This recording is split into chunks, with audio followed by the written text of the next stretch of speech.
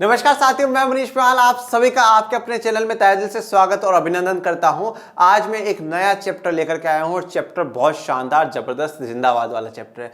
सच में गजब चैप्टर है और ये चैप्टर है कक्षा 12 की राजनीति विज्ञान की किताब एक समकालीन विश्व राजनीति का है और चैप्टर अध्याय 1 है शीत युद्ध का दौर और उसका लेक्चर नंबर 1 है। ये शीत युद्ध, आज तक युद्ध तो सुना था, वॉर तो बहुत सुने थे, पर ये शीत युद्ध तो सर पहली बार ही सुना है। कोल्ड वॉर तो पहली बार ही सुना है। क्या इसमें गोली चलाने की जगह बर्फ के गोले फेंके जाते हैं क्या सर ये शीत युद्ध है क्या? क्या ये बिल्कुल मतलब युद्ध में तो क्या होता है, यूं नीचे झुक करके गोलियां चलाई जाती है, इसमें क्या फ्रीज में पैक होकर के गोलियां चलाई जाती हैं क्या सर? ठंडा ठंडा युद्ध होता है, ये कौन सा युद्ध है सर? तो ये अपन आज के लेक्चर में जानेंगे। पर सबसे पहले जान लेते हैं कि हमारा चैप्टर फ्लो क्या रहेगा। इस चैप्टर में हमें क्या क्या पढ़ना है। क्यूबा का मिसाइल संकट, शीत युद्ध क्या है, दो ध्रुवीय विश्व का आरंभ, ये ध्रुवीय का मतलब क्या होता है वो भी जानेंगे। गुट निरपेक्षता क्या है, भारत और शीत युद्ध, ओके। और फिर फाइनली हम बात करेंगे नव अंतरराष्ट्रीय आर्थिक व्यवस्था की, ओके, जिसे न्यू कहा गया है, new international economic order English में, ओके। पर आज हमें क्या क्या पढ़ना है तो हम चर्चा करेंगे, परिचय पढ़ेंगे। परिचय में देखिए मैं आपको दो तीन चीजें आज बताऊंगा। दो तीन चीजों में सबसे पहले तो जो मैं आपको बात करूंगा, विचारधारा की चर्चा करूंगा। विचारधारा क्या होती है, क्यों है। उससे पहले मैं आपको जो किताब का नाम है समकालीन विश्व राजनीति वो समझाऊंगा। विचारधारा के बाद हम बात करेंगे सोवियत संघ की। ये सोवियत संघ क्या है, क्या नहीं है, कौन सी खेत की मूली है, उसकी चर्चा करेंगे, ओके। ये हम लोग चर्चा करेंगे। इसके बाद हम बात करेंगे जो सेकेंड वर्ल्ड वॉर हुआ था, विश्व युद्ध हुआ था द्वितीय वाला, हम उसकी भी चर्चा कर लेंगे। और उसके बाद हम बात करेंगे क्यूबा का मिसाइल संकट, ओके। सबसे इंपॉर्टेंट टॉपिक है क्यूबा का मिसाइल संकट। और फाइनली अब से हम लोगों ने एक नई चीज ऐड कर दी है, वो है आपके लिए एमसीक्यूज। क्या ऐड कर दिया है? MCQs, multiple choice question.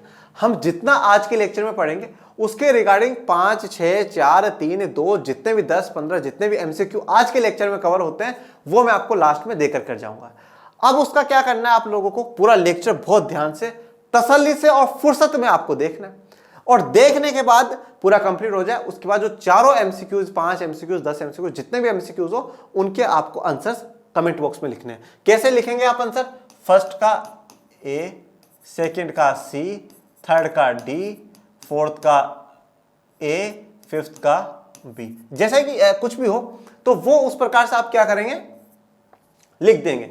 और ये लिख देंगे, फिर मैं क्या करूंगा, देखूंगा पहले तो कमेंट बॉक्स में कितने बच्चों ने कमेंट करा है, सही करा है या गलत करा है। मुझे समय मिला तो मैं आपके कमेंट्स देख कर करके उसमें जवाब भी दे दूंगा, बेटा वेरी गुड, वेल डन, बहुत बहुत बधाई, शाबाश, वेल प्लेड बच्चों, ऐसा भी दे दूंगा। और उसके बाद अब क्या होगा, फिर मैं जब नेक्स्ट लेक्चर आएगा, जैसे आज लेक्चर 1 के एमसीक्यूज हो जाएंगे, फिर लेक्चर 2 के जो एमसीक्यू, लेक्चर 2 लेकर के आऊंगा, उसमें मैं आपको 1 में जो क्वेश्चंस दिए हैं उनके आंसर्स भी बता करके जाऊंगा, ओके। तो इससे आपकी पूरी तैयारी, बोर्ड वाली जो तैयारी वो बेहतरीन हो जाएगी। ये एक मिसाइल की तस्वीर दिखाई है और ये है लेनिन भैया, तो इनके बारे में थोड़ा बहुत जानेंगे आज। चलिए, सबसे पहले तो जो चर्चा है वो परिचय में। सबसे पहले तो मैं आपको ये समझा देता हूं कि समकालीन का मतलब क्या है।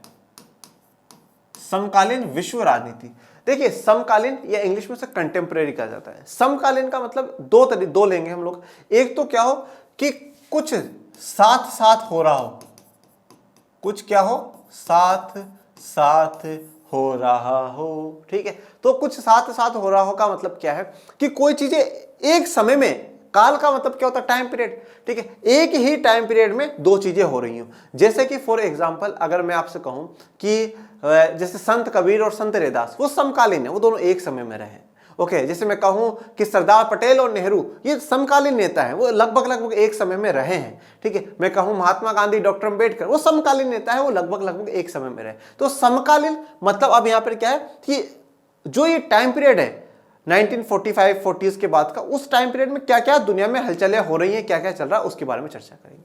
दूसरी बात हम लोग करेंगे प्रेजेंट, अभी मौजूदा दौर। समकालीन का दूसरा मतलब है वर्तमान, ठीक है। वर्तमान में क्या चल रहा है, तो यहां पर जो वर्तमान लिया गया है वो लगभग क्या होगा, 1991 के बाद की जो बातें हैं उसको वर्तमान में जोड़ा गया है कि 91 के बाद क्या क्या होता है। और ये 91 से पहले का जो चैप्टर है वो एक चैप्टर में खत्म कर दिया जाएगा, जिसका नाम क्या है, शीत युद्ध, जो कि हम लोग आज पढ़ना जा रहे हैं, ओके। तो ये हमारा समकालीन का मतलब होता है। अब हम लोग चर्चा करते हैं विचारधारा की। देखिए, दुनिया में दो मुख्यतः विचारधाराएं। पहली विचारधारा है पूंजीवाद। पहली जो विचारधारा है वो है पूंजीवाद। अब इसको पहले बहुत ध्यान से समझिएगा। पूंजी का मतलब क्या होता है? कैपिटल होता है या असेट्स होता है, या मैं आम भाषा में कहूं तो संपत्ति होता है। क्या है? संपत्ति। संपत्ति क्या है? हमारी पूंजी है। तो और यहां पर जो बात आपको करनी है वो करनी है उद्योगों के हिसाब से, उत्पादन के हिसाब से। भाई मेरे पास घर में 10 टेलीविजन है, 2 फ्रिज है, वो मेरी पर्सनल संपत्ति है। परंतु जैसे कि आज यहाँ पे आपके लिए क्या हो रहा है? प्रोडक्शन हो रहा है, तो ये बोर्ड, ये कैमरा, ये एक तरीके से क्या है? उद्योग है, एक पूरा इंडस्ट्री है, लंदन शेड, तो उसका जो सामान है वो जो संपत्ति है। तो पूंजीवाद ये कहता है कि ये जो जितनी भी संपत्ति हो, उस संपत्ति पे किसका अधिकार होना चाहिए? निजी होना चाहिए।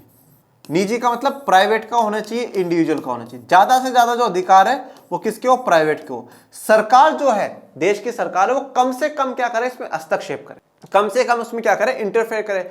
बिल्कुल बस अपना टैक्स ले और अपनी चुपचाप बैठे रहे, और सारा का सारा जो काम है बाजार का, वो सारा का सारा क्या करे? पूंजीवाद चलाती रहे। ओके, अब क्या हुआ? ये व्यवस्था चल रही थी, परंतु क्या होता है इस व्यवस्था में? एक होता है मालिक। अब ये मालिक क्या चाहता है? मालिक सिर्फ और सिर्फ प्राइवेट में हमेशा क्या चाहेगा? प्रॉफिट चाहेगा, कि मुझे क्या हो? लाभ ही लाभ होना चाहिए, लाभ से नीचे मैं रुकूंगा नहीं, लाभ से पहले कुछ भी नहीं, प्रॉफिट ही प्रॉफिट हो। और अब इसको ये प्रॉफिट कौन कमा करके देंगे? मजदूर। क्योंकि भाई मजदूर काम करेंगे तभी तो उसको लाभ होगा, प्रॉफिट होगा ना।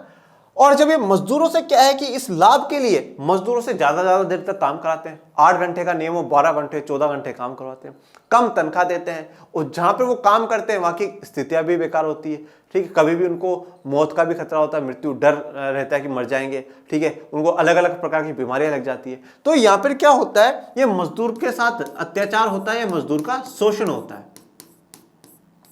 ओके, मजदूर का शोषण होता है, अत्याचार होता है। तो ये पूंजीवादी व्यवस्था है जो ये कहती है कि सब कुछ क्या हो? निजी स्वामित्व होना चाहिए, सब पे किसका अधिकार होना चाहिए? निजी, प्राइवेट का होना चाहिए। परंतु यहां पे क्या होता है? जो मालिक है वो लाभ के लिए मजदूरों का शोषण करता है। अब मजदूरों का जब शोषण करता है तो एक व्यक्ति का जन्म हुआ जिसका नाम था कार्ल मार्क्स। ये कार्ल मार्क्स कहता है कि भाई मुझे ये बात पसंद नहीं है, ये मजदूरों का जो शोषण है ना, ये गलत है, ये शोषण नहीं होना चाहिए। तो इन्होंने एक नई विचारधारा को जन्म दिया जिसका नाम था समाजवाद। वैसे ऐसी बात नहीं है कि कार्ल मार्क्स से पहले कोई समाजवाद की बात नहीं कर रहा था, पर एग्जैक्टली कार्ल मार्क्स ने सही तरीके से समाजवाद की चर्चा करी। अब यहां पे समाजवाद में ये बात कही गई कि क्या हो? जो भी ये उत्पादन के जितने भी कारक है, अब उत्पादन के 4 कारक होते हैं: भूमि, श्रम, भौतिक पूंजी, मानव पूंजी। ये जो सब कुछ है, इसका हेड कौन होना चाहिए? उन सबको कौन नियंत्रण करे? सरकार नियंत्रण करे। क्योंकि सरकार क्या करती है? सरकार क्या करती है? सरकार लोक कल्याण के लिए सोचती है, जनता के लिए सोचती है। ठीक है, तो क्या होना चाहिए? समाजवाद होना चाहिए, जहां पर सरकार क्या करे? सारे के सारे उत्पादन, मतलब कोई फैक्ट्री लगाए तो सरकार लगाए, उसको चलाए तो सरकार चलाए, मजदूर रखे तो सरकार रखे, उनको पेमेंट करे तो सरकार करे, सारा का सारा जो काम है वो क्या करे? समाजवाद होता है, उसमें समाजवाद आ जाता है। पर ये कहते हैं कि नहीं नहीं, निजी वाले करने चाहिए, प्राइवेट, सरकार का कम से कम क्या होना चाहिए? हस्तक्षेप होना चाहिए। और इन्होंने एक बात और कही कि समाजवाद का दूसरा भाग ये भी है, जैसे क्या हो कि एक तो पहले ये समझेगा, जब सरकार लोक कल्याण के लिए काम करे तो वो मजदूरों का शोषण नहीं करेगी। ओके, जो कि यहां पर हो रहा है। दूसरी बात इन्होंने ये बोली, सामूहिकीकरण कर सकते हो। जैसे कि क्या हो? जैसे भाई अब 20 किसान हैं, अब ये 20 किसान दूसरों के पास जब मजदूरी करते हैं और करते हैं, उनको बहुत ज्यादा मेहनत करवाई जाती है और करे, तो ये क्या करे? 20 किसान है कि अपनी छोटी सी जमीन पे क्या कर ले? 20 के 20 मिलकर के काम करें। ठीक है, अब इनको मान लीजिए कि 1000 रुपए का फायदा हुआ। कितने का हुआ? 1000 रुपए का फायदा हुआ, तो सभी 50-50 रुपए बराबर बांट ले। मतलब वो यहां पर ये कहना चाहते हैं, मालिक भी वही और मजदूर भी वही। ये जो 20 किसान होंगे यही क्या होंगे? मालिक होंगे। मतलब क्योंकि लाभ को बांट रहे हैं, प्रॉफिट को बांट रहे हैं, और मजदूर भी यही होंगे। क्यों होंगे? क्योंकि काम भी तो यही कर रहे हैं। तो मालिक भी तुम बन जाओ और मजदूर भी तुम बन जाओ, क्योंकि नहीं तो तुम मालिक बन गए और जो मजदूर आएगा तुम उसका शोषण करोगे। तो यहां पर यह बात क्या है? कार्ल मार्क्स की समाजवाद की विचारधारा है, जहां पर यह आ जाता है कि क्या हो कि ज्यादा से ज्यादा जो नियंत्रण है वो सरकार का होना चाहिए, निजी क्षेत्र, प्राइवेट वाले ना करें, क्योंकि प्राइवेट वाले में मालिक क्या करता है? मजदूरों का शोषण करता है, अत्याचार करता है, जो कि गलत बात है। और अगर पूरी दुनिया में समाजवाद को सबसे पहले और सबसे भारी रूप में किसी ने अपनाना शुरू करा तो वह है रूस, जिसे हम रशिया या रूस कहते हैं। ओके, अब समाजवाद के साथ एक विचारधारा और जुड़ी हुई है जिसे हम लोग कहते हैं साम्यवाद। और साम्यवाद को इंग्लिश में कहा जाता है कम्युनिस्ट या कम्युनिज्म। कम्युनिज्म, साम्यवाद समाजवाद का उग्र रूप है। यहां पे कहा गया है कि सरकार सभी चीजों को कंट्रोल करे, पर ये कहते हैं कि सिर्फ और सिर्फ सरकार ही करनी चाहिए, उसके लिए चाहे हमें कुछ भी करना पड़े सरकार को ही करना है, ठीक है। हर चीज बराबर होनी चाहिए, एक जमीन का टुकड़ा भी है वो भी क्या करे, सरकार बांटे, ओके। और अगर इन कामों को लागू करवाने के लिए अगर हमें हिंसक होना पड़ता है तो हम हिंसक भी हो सकते हैं। तो साम्यवाद थोड़ा सा आप कह सकते हैं उग्र रूप में। समाजवाद वाले जो लोग हैं वो थोड़ा सा क्या स्लोली बदलाव चाहते हैं, हाँ भाई धीरे धीरे समाज में बदलाव आएगा, पर ये चाहते हैं कि नहीं कल तक प्राइवेट के हाथ में था, सारा का सारा क्या हो जाए, सरकार के हाथ में आ जाए। तो समाजवाद और साम्यवाद लगभग आप कह सकते हैं एक जैसी विचारधारा। समाजवाद सभी में है थोड़ा बहुत कि हम सभी जनता का भला करें, किसी का शोषण अत्याचार ना करें, पर साम्यवाद थोड़ा सा हाई लेवल एक्सट्रीमिस्ट लेवल है, थोड़ा सा कट्टर आपको देखने को मिलता है, उग्र आपको देखने को मिलेगा, ठीक है। तो ये साम्यवाद की विचारधारा आ जाती है। तो अभी हम इस चैप्टर में आपको ये दो शब्द देखने को मिलेंगे, पूंजीवाद और साम्यवाद। ये दोनों विचारधाराएं हैं जिसमें क्या है, पूंजीवाद में ये होता है कि निजी क्षेत्र चलाए, ज्यादा कंट्रोल जो निजी क्षेत्र का हो, पर यहां पे कार्ल मार्क्स बाबा कहते हैं कि क्या हो, साम्यवाद हो। और साम्यवाद का सबसे बड़ा प्रतीक क्या है, रशिया या रूस है, ओके। तो ये तो थी हमारी बात किसकी, दो विचारधाराओं की। अब हम बात करते हैं एक नए संगठन जिसका नाम है सोवियत समाजवादी गणतंत्रों का संघ, या इसे इंग्लिश में शॉर्ट में कहा जाएगा यूएसएसआर। और अगर आपको इसे हिंदी में शॉर्ट करना है तो ये लीजिए, मैं लिख देता हूं, सोवियत संघ। क्या कहा जाता है, सोवियत संघ। अब ये सोवियत संघ है क्या, बहुत ध्यान से मेरी बात सुनिएगा। आप लोगों ने रशिया का नाम सबने सुना है, ओके। रशिया में पहले क्या था, राजा का शासन चला करता था, ठीक है। और वहां के राजा को जार कहा जाता था। क्या कहा जाता था, जार। हम तो जो मिक्सर ग्राइंडर आता है उसको जार कहते हैं, उसको लगाने वाले को, पर वहां के राजा को क्या कहा जाता था, जार कहा जाता था। तो वहां का जार था निकोलस द्वितीय, ये वहां का क्या था, राजा था। और 1914 से 1918 के बीच में प्रथम विश्व युद्ध चल रहा था। तो वहां पर दो क्रांति होती है, एक क्रांति होती है फरवरी मार्च में, एक क्रांति होती है 1917 में। इसमें क्या होता है, ये जार निकोलस जो होता है इसकी बहुत बुरी स्थिति हो जाती है, रशिया की बहुत बुरी स्थिति हो जाती है, युद्ध नहीं जीत पाता है, बहुत से सैनिक मर जाते हैं, काफी नुकसान हो जाता है। तो लोग क्या कहते हैं कि राजा जी आप हट जाओ, हम आपसे दुखी हो सकते हैं, परेशान हो चुके हैं। तो राजा को 1917 की फरवरी मार्च में क्रांति करके उसे हटा दिया जाता है। पर फिर आते हैं लेनिन भैया, जो कि मैंने आपको सबसे पहले तस्वीर दिखाई लेक्चर फ्लो पे। वो आते हैं, वो ये कहते हैं कि अभी तक क्रांति पूरी नहीं हुई है, ठीक है, अभी जो हमें आजादी मिली है वो आजादी पूरी नहीं है। तो बोले लेनिन भैया अब क्या करना है, तो बोले क्या होना चाहिए, आजादी तो उस दिन मिलेगी जब समाजवाद साम्यवाद पूरे देश में लागू होगा। ये जो सरकारें अभी भी बैठी है ये समाजवाद साम्यवाद को नहीं चाहती, ये तो खुद मजदूरों का शोषण करने के लिए बैठी हुई। तो क्या करो, फिर से एक क्रांति करो, समाजवाद और साम्यवाद लेकर के आओ। तो 1917 के अक्टूबर नवंबर में फिर से एक क्रांति होती है जिसे मुख्यतः क्या कहा जाता है, बोल्शेविक क्रांति कहा जाता है, जिसे बोल्शेविक क्रांति कहा जाता है, ओके। बोल्शेविक लेनिन का ग्रुप है पूरा, ठीक है, उसको। तो बोल्शेविक क्रांति, और ये क्रांति ने क्या कर दिया, रूस में किस चीज की स्थापना कर दी, समाजवाद एवं साम्यवाद की स्थापना वहां पर कर दी। और पूरी दुनिया में एक प्रतीक बन गया किसका, समाजवाद और साम्यवाद का। पूरी दुनिया जहां पूंजीवाद की तरफ चल रही है ये समाजवाद और साम्यवाद को अपना लेता है। पर लेनिन रुकने वाला नहीं था। लेनिन ने सोचा यार हमारे छोटे से एक रूस से क्या होगा, वैसे छोटा नहीं है बहुत बड़ा है। तो इन्होंने क्या कर लिया, दिसंबर 1922 में आसपास के देशों को मिला करके, आसपास के एरियाज को मिला करके उन सबको क्या है, समाजवाद के लिए प्रेरित करा और सबको जोड़ लिया। और जोड़ करके एक संगठन बनाया जिसका नाम है सोवियत समाजवादी गणतंत्र का संघ, जिसे हम शॉर्ट में सोवियत संघ कहते हैं। ये आपको देखने को मिल रहे हैं, ये जो 15 कंट्रीज हैं, ठीक है, 1 2 3 4 5 6 7 8 9 10 11 12 13 14 15, ये 15 कंट्रीज है। ये पूरे जो 15 कंट्रीज मिलाकर करके क्या बनते हैं, सोवियत संघ बनते हैं। ये 15 कंट्रीज पूरे मिलाकर के क्या बनेंगे, सोवियत संघ बनेंगे। ये सोवियत संघ एक बहुत बड़ा मजबूत पूरा एक ग्रुप बन चुका था, एक बहुत मजबूत राष्ट्र बन चुका था पूरा सोवियत संघ। और एक दुनिया में समाजवाद और साम्यवाद के लिए एक आदर्श था कि समाजवाद और साम्यवाद रूस में है या सोवियत संघ में है, ओके। और जब द्वितीय विश्व युद्ध होता है 1939 से 1945 तक, मतलब एक बहुत बड़ी बात सोवियत संघ की मानी जाती है, सोवियत संघ को काफी तवज्जो दी जाती है, ठीक है। परंतु उसके बाद क्या होगा, 1945 के बाद 1939-1945 विश्व युद्ध चलेगा और उसके 45 के बाद क्या होगा, शीत युद्ध की शुरुआत होगी। और शीत युद्ध की शुरुआत के होने के बाद 1991 में फिर से ये जो सोवियत संघ आपको दिख रहा है ये फिर से टूट जाएगा, ये टूट जाएगा और ये अलग अलग देश बन जाएंगे। और इनमें सबसे जो बड़ा देश है वो कौन होगा, रूस होगा हमारे साथ। ओके, तो सोवियत संघ क्या है वो आपको समझ में आ गया कि दिसंबर 1922 में बना था और इसकी फुल फॉर्म आपको पता चल गई। और सोवियत संघ कैसी विचारधारा को अपनाता है, समाजवाद एवं साम्यवाद। बहुत ध्यान से इस बात को ध्यान रखिएगा। अब मैंने आपको पहले इसीलिए समझाया कि समाजवाद और साम्यवाद क्या होता है। डन, तो यहां तक हमारी बात क्लियर। अब हम आगे बढ़ते हैं, अब हम लोग चर्चा करते हैं द्वितीय विश्व युद्ध की। किसकी बात कर रहे हैं हम, सेकेंड जो वर्ल्ड वॉर हुआ उसकी।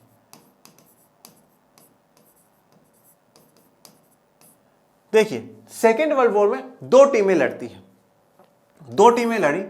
अब उन दो टीमों, आप सेकेंड वर्ल्ड वॉर के बारे में काफी समय से पढ़ते हुए आ रहे हैं, 1939 से 1945 तक होता है। मेरा मुख्य उद्देश्य कौन कौन सी टीमें थी, क्या था क्या नहीं था, मुझे उससे मतलब नहीं। एक टीम में अमेरिका, सोवियत संघ,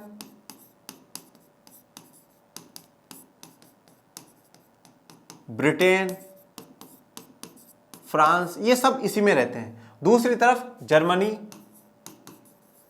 जापान, इटली, ये लोग दूसरे ग्रुप में रहते हैं। फाइनली क्या होता है, ये वाला जो ग्रुप है, ये वाला ग्रुप हार जाता है और ये वाला ग्रुप जीत जाता है।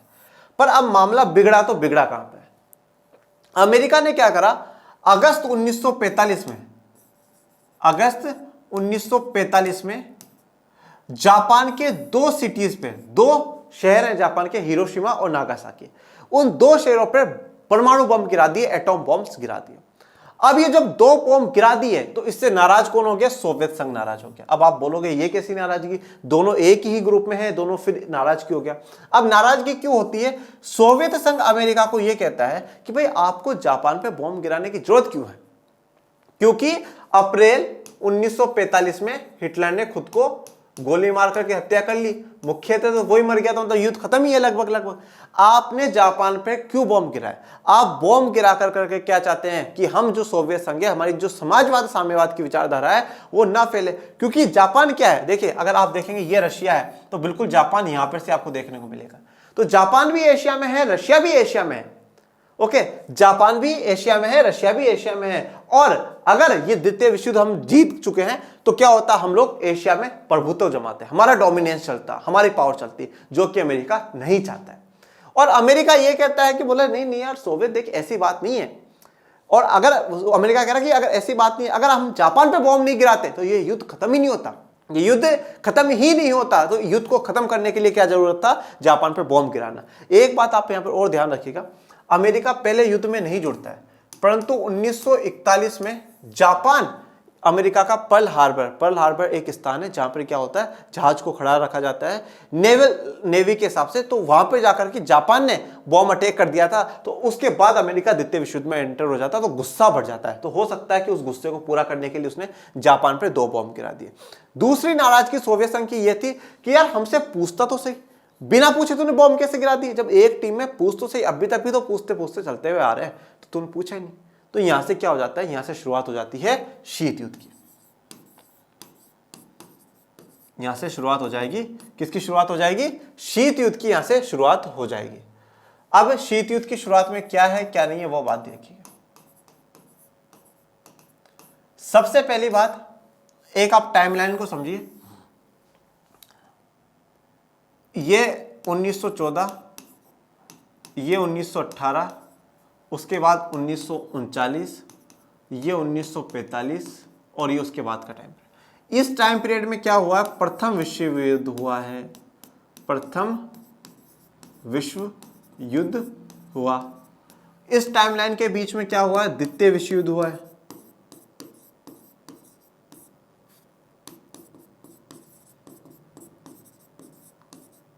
द्वितीय विश्व युद्ध हुआ। अब 1945 से लेकर के 1991 तक क्या चलेगा,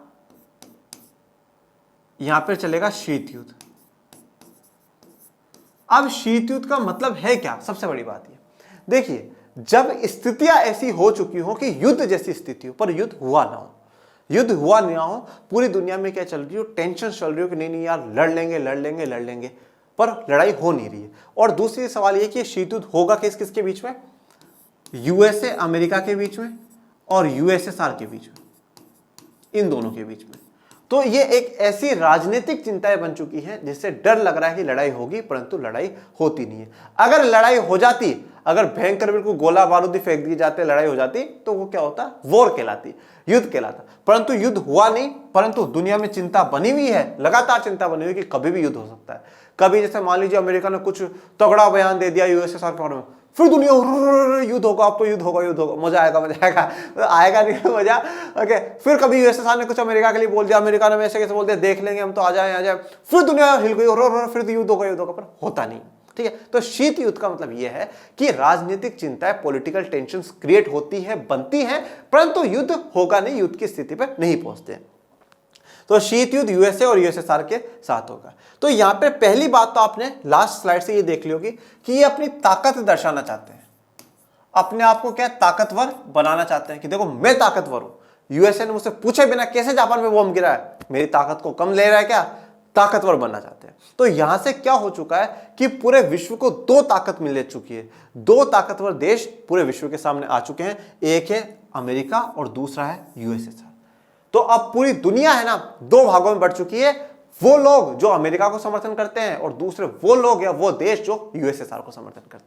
ओके, तो अब पूरी दुनिया दो भागों में बढ़ चुकी है, ब्रिटेन, फ्रांस, जापान, जर्मनी, ये सब कमजोर पड़ चुके हैं, सब ढीले हो गए, सब सुस्त हो गए। अब पूरी दुनिया में यही दो ताकतें हैं। तो पहली तो ताकत की लड़ाई थी, दूसरी लड़ाई थी विचारधारा की,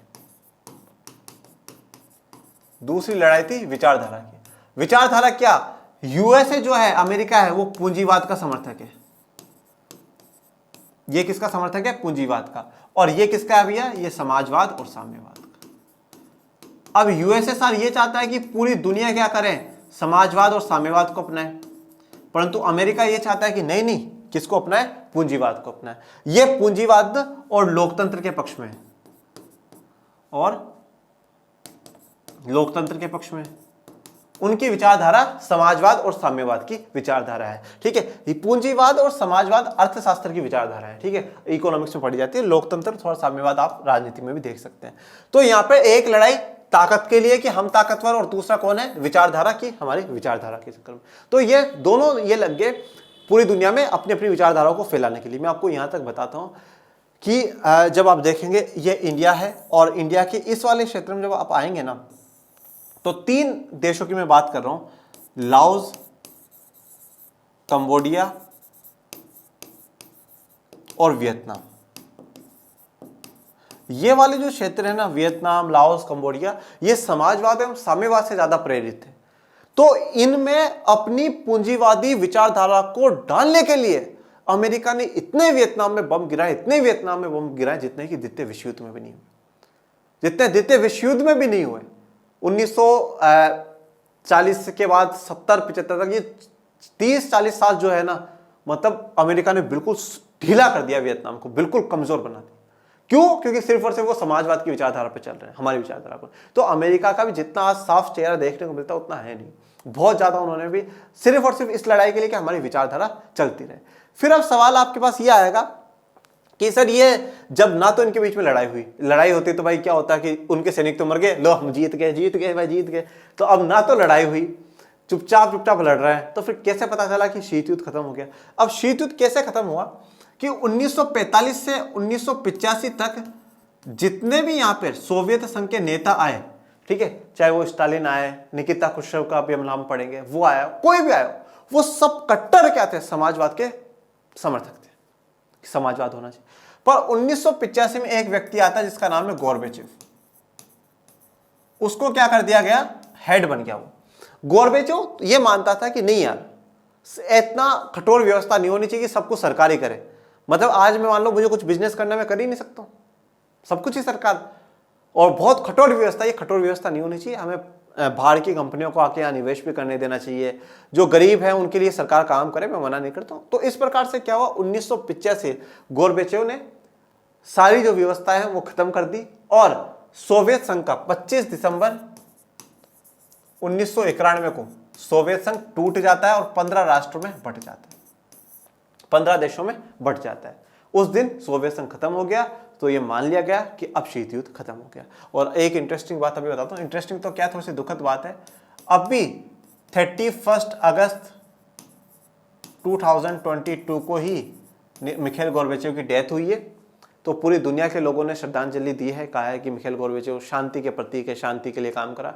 परंतु जो रशिया के राष्ट्रपति हैं पुतिन साहब, वो थोड़े से नाराज हैं। वो कहते हैं कि गोर्बेचेव साहब ने हमारे सोवियत संघ को तोड़ दिया, जो कि बहुत बड़ी गलती है। अब अपने अपने विचार है, कुछ कह नहीं सकते, ठीक है। तो यहां तक आपको सारी जो बात है, सारी स्थिति है वो समझ में आ गई। अब हम बात करते हैं आज के टॉपिक की।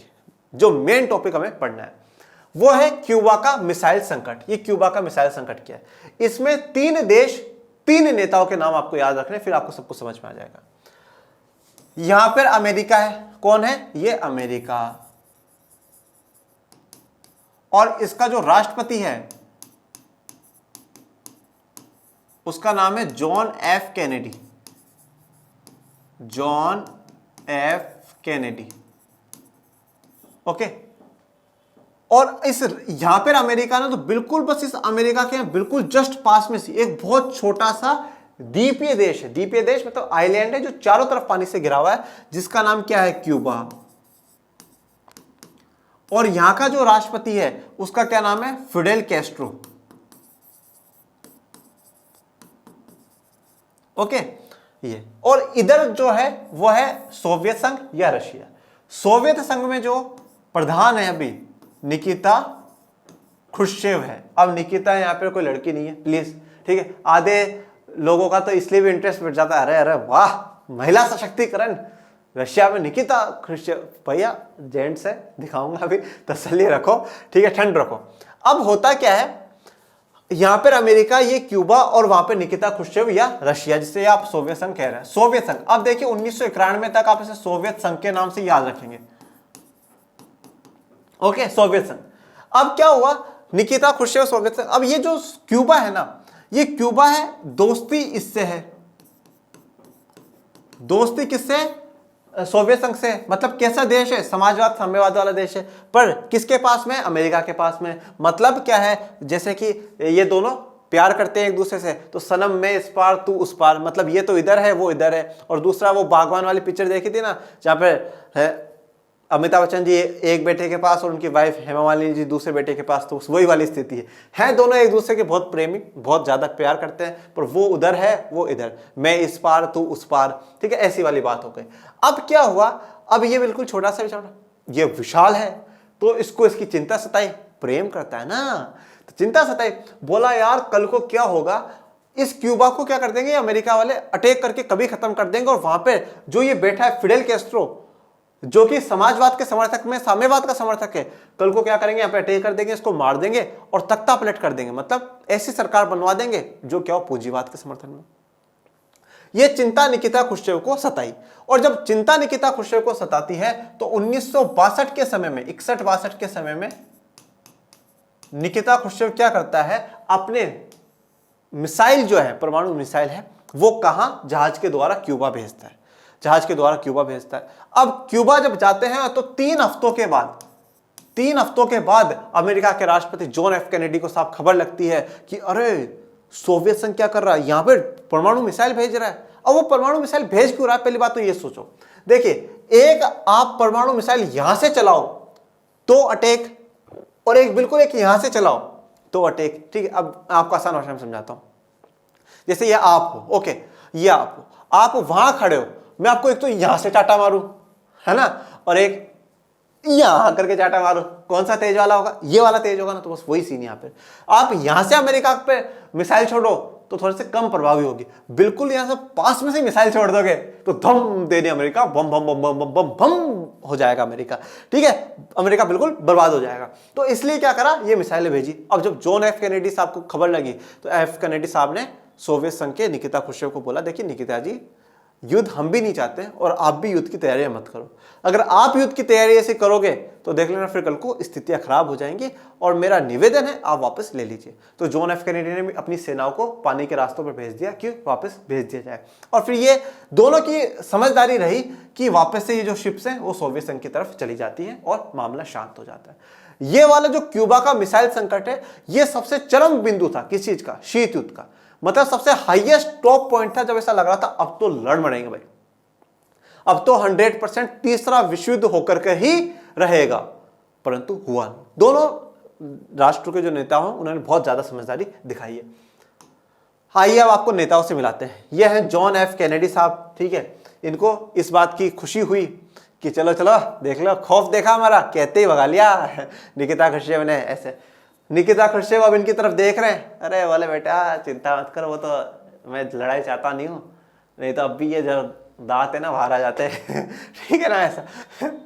और ये है फिडेल कैस्ट्रो, ये सोच रहा है अरे हो क्या रहा है भाई, मुझे तो बताओ चल क्या रहा है, तुम कोई हंसता है, तुम मना कर रहा है, वो रो रहा है, मुझे तो बताओ, देश मेरा, शासन मेरा, मुझे पता ही नहीं तुम दोनों क्या कर रहे हो, तो भाई प्लीज बता दो। तो फिडेल कैस्ट्रो, ये तो सिर्फ इनके फेसेस थोड़ी सी मजाक क्रिएट करिए, बाकी John F Kennedy, Nikita Khrushchev ji और फिडेल कैस्ट्रो जी और कैनेडी जी साहब, ठीक है।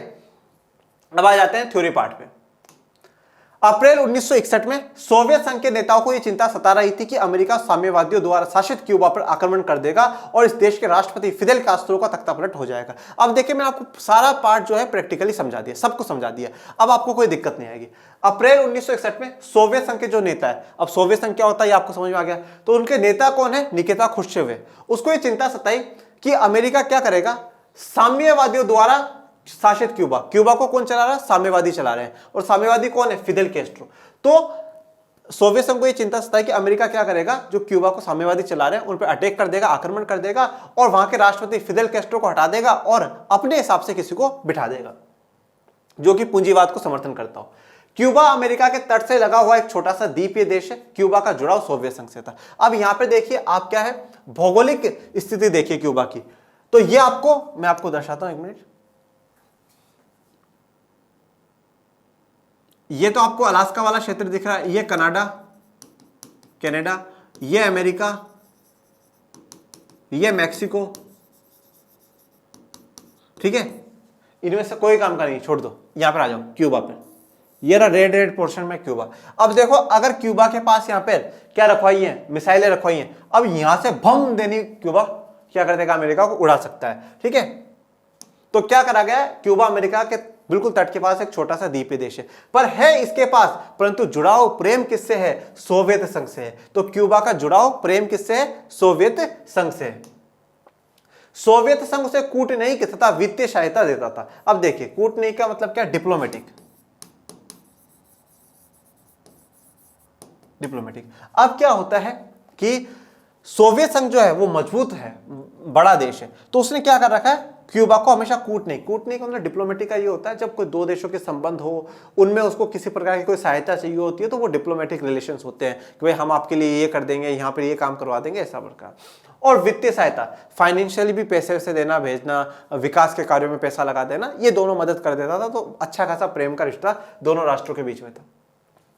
सोवियत संघ के नेता निकिता खुश्चेव ने क्यूबा को रूस के सैनिक अड्डे के रूप में बदलने का फैसला किया। अब क्या करा, निकिता खुश्चेव ने यह सोच लिया क्यूबा को क्या कर लिया जाए, सैनिक अड्डा बना लिया जाए, और ये सैनिक अड्डा किसका होगा, सोवियत संघ का होगा, ठीक है। यहां पर सैनिक अड्डा मतलब मिसाइलें तैनात कर देते हैं, सैनिक लगा देते हैं, तो ये सैनिक अड्डा बन जाएगा किसका, सोवियत यूनियन का। 1962 में खुश्चेव ने क्यूबा में परमाणु मिसाइलें तैनात कर दी। तो अब क्यूबा में खुश्चेव ने भेज दी मिसाइलें, परमाणु जो मिसाइलें हैं वो 1962 में वो भेज देते हैं।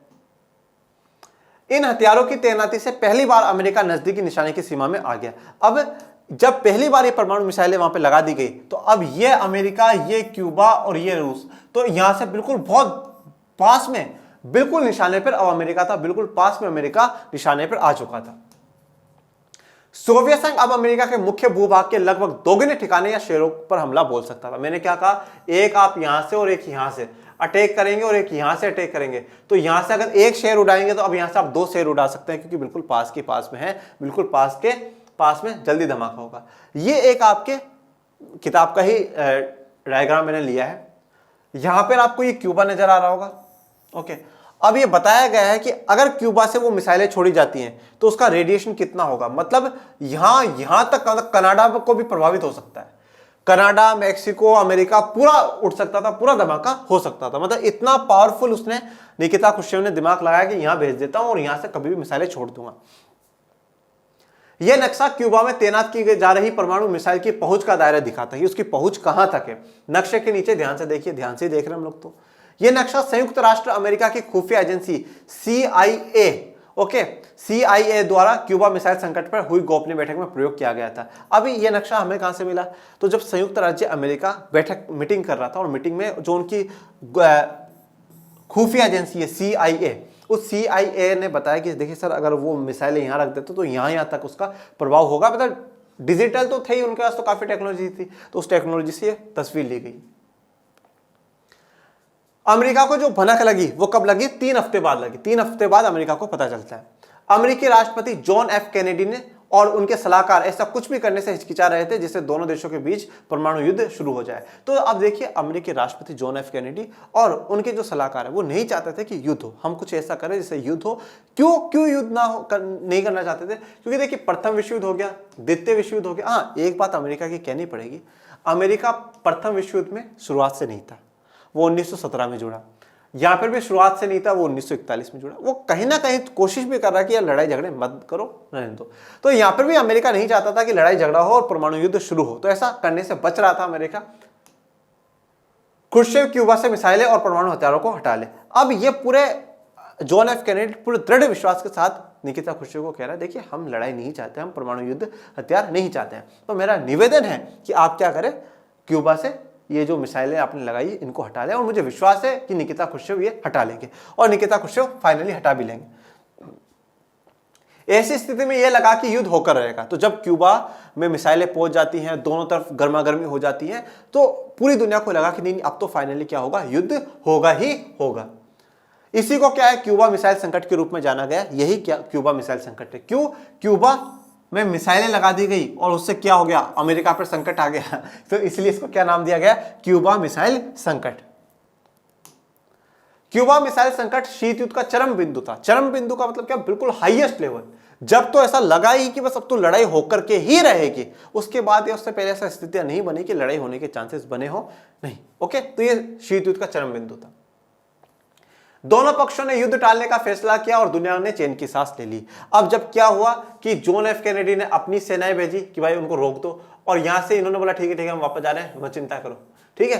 तो अब क्या हो गया, युद्ध टालने का फैसला ले लिया दोनों ने। बोला ठीक है कोई बात नहीं, मैं बुला लेता हूं। निकिता खुर्शीव ने बोला मैं अपने जहाजों को वापस बुला लेता हूं, अपन युद्ध नहीं करते। तो युद्ध टाल दिया, मतलब कैंसिल कर दिया, और पूरी दुनिया ने चैन की सांस ली कि ओ थैंक यू भगवान, अब युद्ध नहीं होगा। सोवियत संघ के जहाजों ने या तो अपनी गति धीमी कर ली या वापसी का रुख कर लिया। मतलब गति धीमी कर दी, मतलब वो ऑलमोस्ट वापस ही चले जाएंगे। गति धीमी कर दी मतलब रोक लिया कि हाँ ठीक है, बात कर लो, हमारे दोनों अध्यक्ष बात कर ले, फिर हम वापस चले जाएंगे।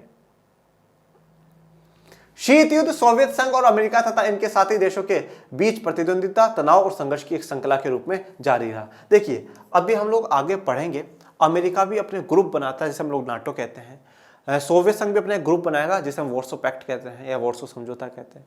उनके तहत यह था कि जो देश हमसे जुड़ जाएगा, जैसे मान लीजिए कि सोवियत संघ क्यूबा से जुड़ा हुआ है, क्यूबा जुड़ा हुआ है सोवियत संघ से, अब क्या होगा, कभी भी अगर कोई क्यूबा पर अटैक कर दे तो ये वॉर्सो संधि के अंदर जितनी भी कंट्रीज मिली हुई हैं ये सारी की सारी मिलकर के जिसने क्यूबा पर अटैक करा उसको जवाब देंगे। ऐसा ही नाटो का हाल था। तो प्रतिद्वंदिता, कंपटीशन था दोनों में, तनाव, स्ट्रेस चल रहा था, और संघर्ष की पूरी एक स्ट्रगल की जो श्रृंखला है वो पूरी चल रही थी अमेरिका और सोवियत संघ के और उनके समर्थन वाले देशों के बीच। विभिन्न इलाकों में युद्ध हुए, दोनों महाशक्तियां और उनके साथी देश इन युद्धों में संलग्न रहे। वे क्षेत्र विशेष के अपने साथी देश के मददगार बने, लेकिन दुनिया तीसरे विश्व से बच गई। ठीक है, अब विभिन्न इलाकों में छोटे छोटे युद्ध होते भी रहे, दोनों महाशक्तियां और उनके जो साथी देश हैं वो युद्धों में बिजी रहे, लगे रहे। अपने अपने आसपास के क्षेत्रों में इन देशों ने मदद भी करी, परंतु बस सबसे अच्छी बात यह रही कि दुनिया तीसरे विश्व युद्ध से बच गई, फाइनली बच गई। अब आ जाइए पहले MCQ पे। ठीक है, प्रथम विश्व युद्ध कब से कब तक हुआ? ए सन 1914 से 1921 तक, बी 1919 से 25 तक, सी 1914 से 1918 तक, और डी है 1800 से 1810 तक। दूसरा विश्व युद्ध कब से कब तक हुआ? 1914 से 1941 से 1945, 1940 से 1944 और 1944 से 1951 और डी इनमें से कोई नहीं। क्यूबा का मिसाइल संकट किसके लिए था? तो बताइए किसके लिए संकट था? इंग्लैंड, फ्रांस, अमेरिका या सोवियत संघ? संकट किसके लिए था वो बता दीजिए। द्वितीय विश्व युद्ध के पश्चात दो महाशक्तियों के रूप में कौन कौन से देश उभर कर आए? यहां पे उभर कर आएगा पूरा, ठीक है, उभर कर आए। यूरोप और अमेरिका, अमेरिका और सोवियत रूस, सोवियत रूस और यूरोप, अमेरिका और जर्मनी। ओके, तो आज अब आप इनके जवाब मुझे कमेंट बॉक्स में दीजिएगा, ठीक है, और बताइएगा आपको ये जो नया चैप्टर अपन ने स्टार्ट करा है वो कैसा लगा। कोई समस्या, कोई प्रॉब्लम हो तो आप कमेंट बॉक्स में बताइएगा, और ज्यादा से ज्यादा लाइक, शेयर, सब्सक्राइब करवा दीजिए बच्चों, प्लीज ज्यादा ज्यादा कराइए, और बच्चों तक सब तक अच्छी से अच्छी एजुकेशन पहुंचे ये करिए। मिलते हैं नेक्स्ट लेक्चर में, तब तक के लिए थैंक यू सो मच। जय हिंद, जय भारत।